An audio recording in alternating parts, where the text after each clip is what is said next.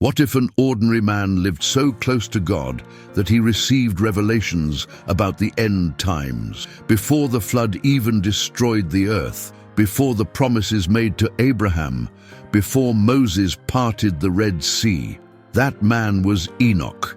He wasn't a powerful king or a famous priest, but God took him up without tasting death, leaving behind visions that span millennia and speak directly to our time. What did Enoch see that connects with our current reality?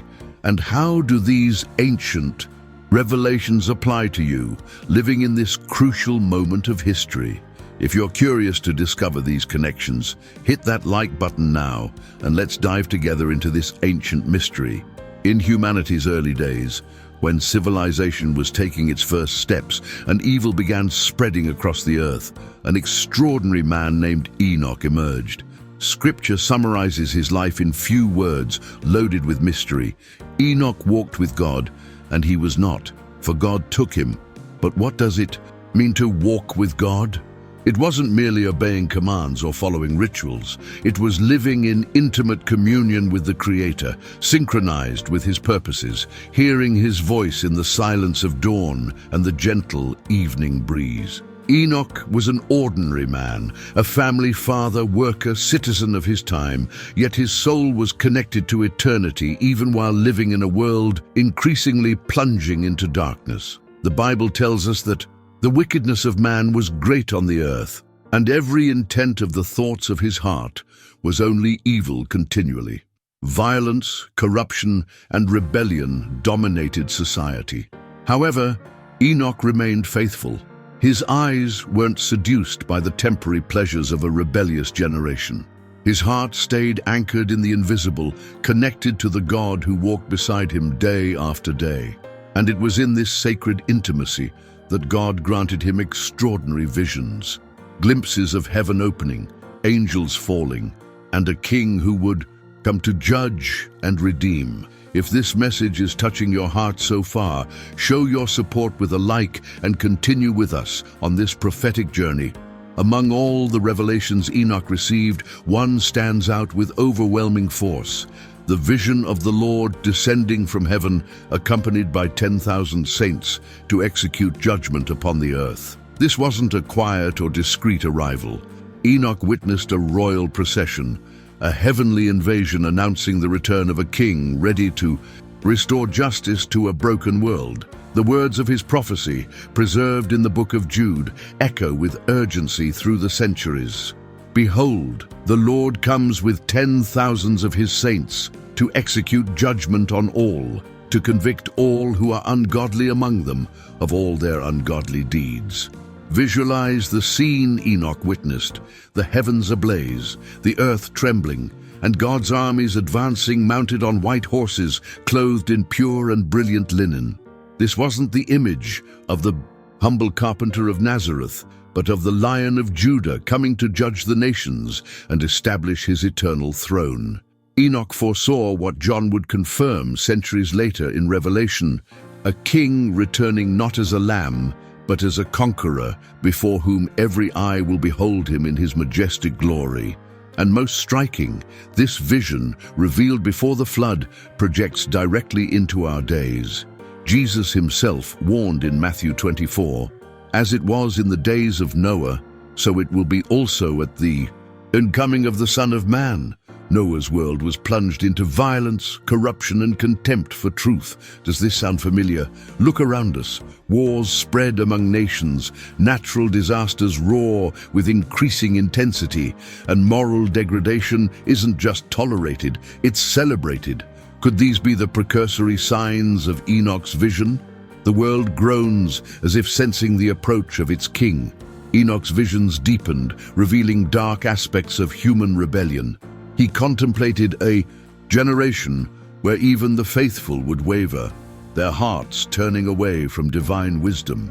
Truth would be obscured, and sinners would multiply exponentially.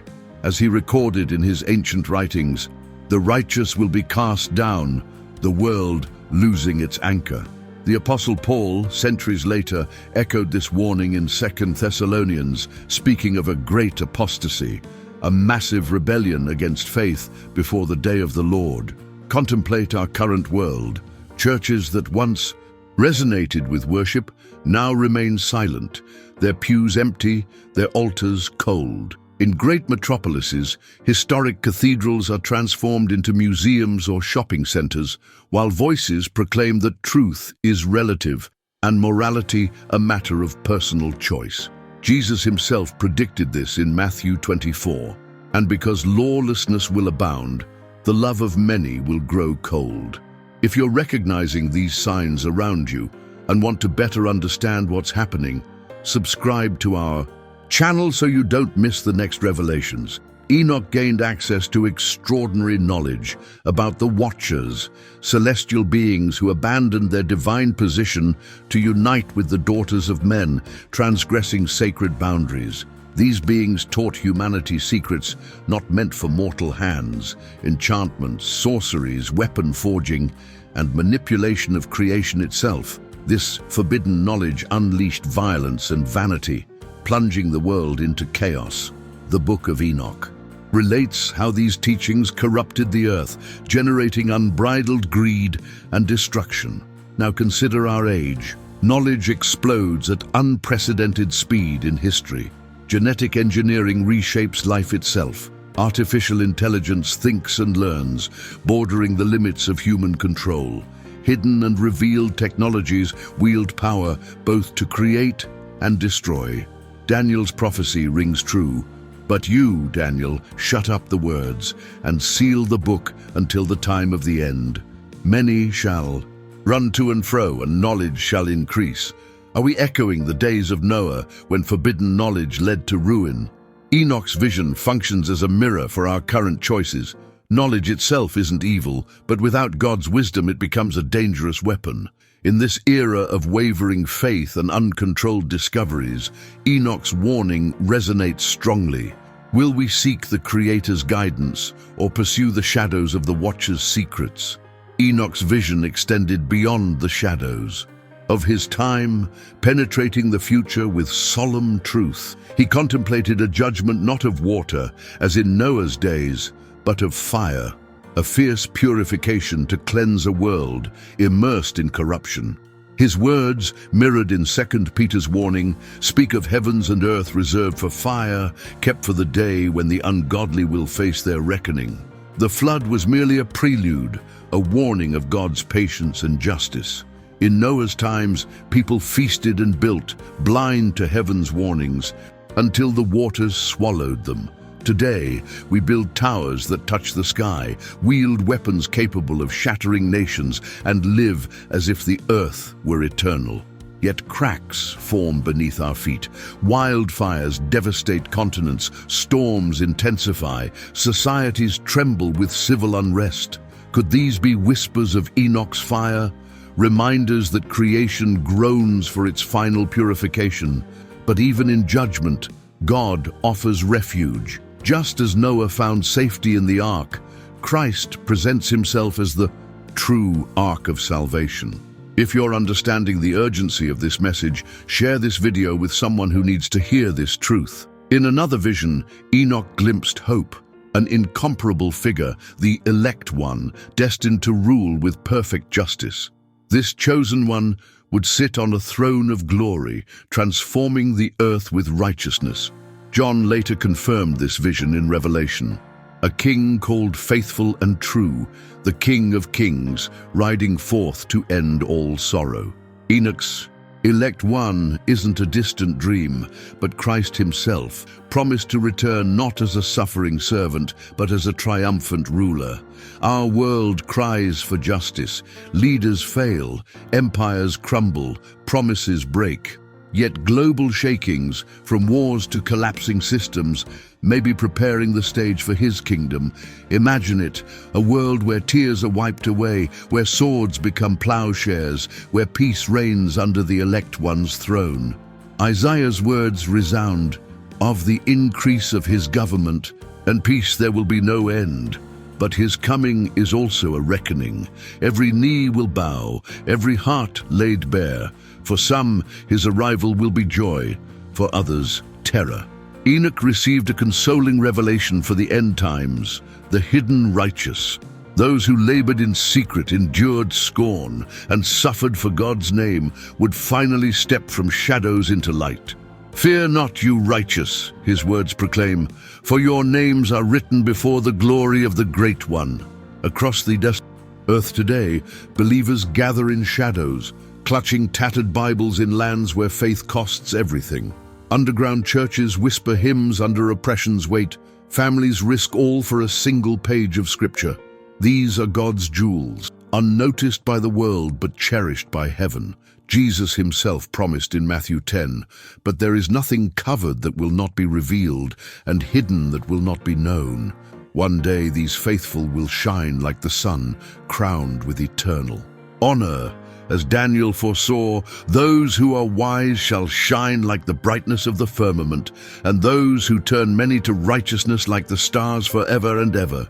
If you've been blessed by this revelation so far, hit that subscribe button and ring the notification bell. You don't want to miss what's coming next.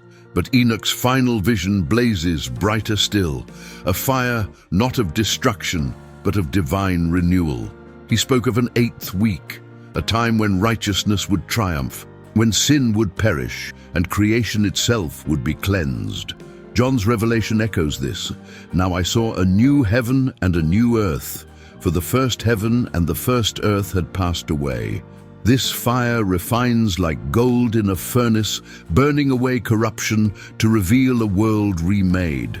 No more pain, no more death, only God's glory filling everything." Malachi asks, "But who can endure the day of his coming? And who can stand when he appears? For he is like a refiner's fire." Our world, scarred by wildfires, wars, and brokenness, groans for this renewal.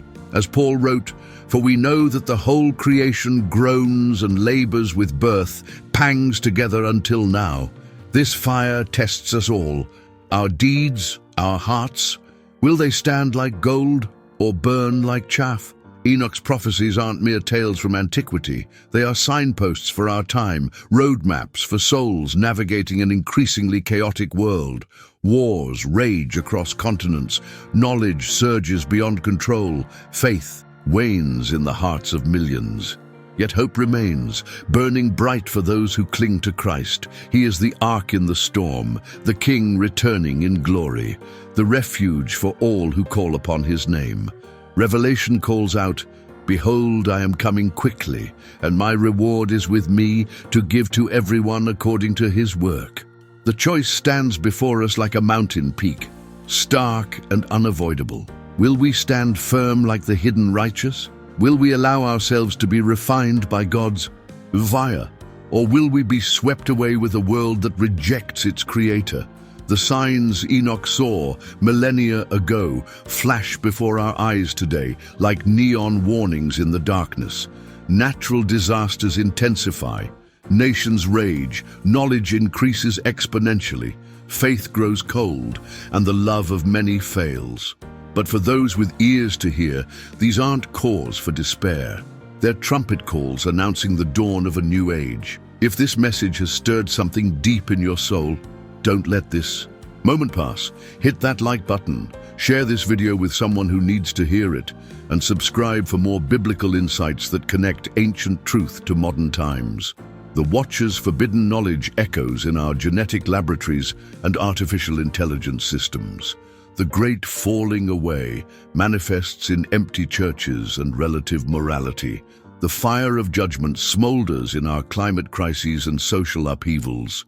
Yet through it all, the faithful remnant perseveres, hidden but not forgotten, suffering but not abandoned. They are the treasures God will unveil when Christ returns with his 10,000 saints.